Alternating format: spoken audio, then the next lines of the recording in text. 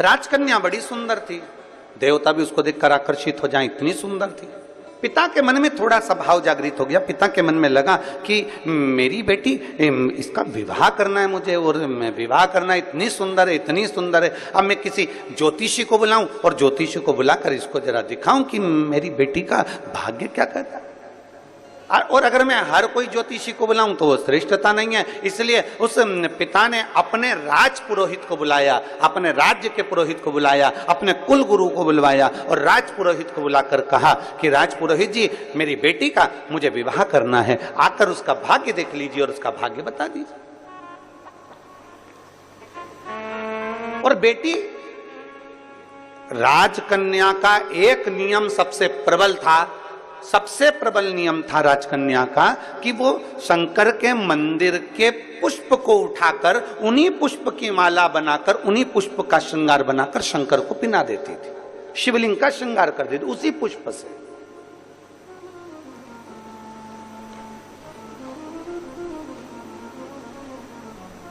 जैसे आजकल तो खैर मंदिर में बेलपत्र मिलना बड़ा कठिन हो गया। आपके राजनांदगांव के मंदिर में मिलता है क्या बेलपत्र? मंदिर में चढ़ा हुआ मिल जाता है क्या? आजकल तो बहुत कठिन हो गया, लोग चढ़ाते हैं और उठा के ले जाते हैं, बहुत मुश्किल हो गया।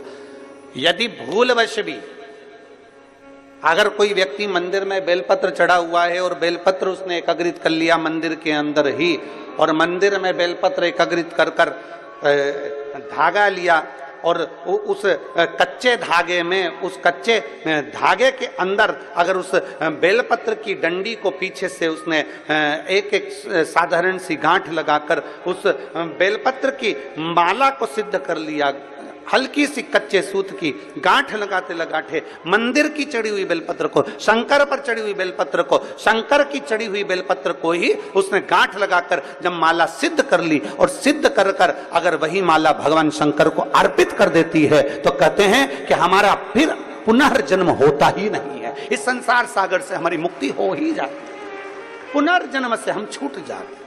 जैसे जगत गुरु शंकराचार्य जी कहते हैं पुनरपि जननम पुनरपि मरणम, उस प्रपंच से छुटकारा।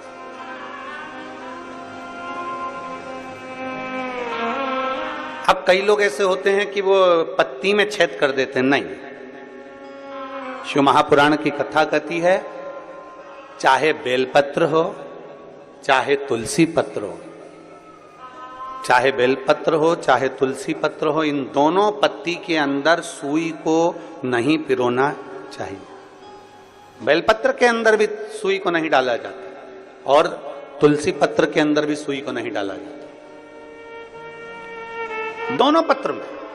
हाँ, कच्चे धागे से आप उसमें डंडी में गांठ लगाकर भगवान शंकर को माला धारण कर सकते हो, पर कौन सी बेलपत्र? फिर से बोलो जरा जम के, कौन सी बेलपत्र? जम के आवाज आना चाहिए।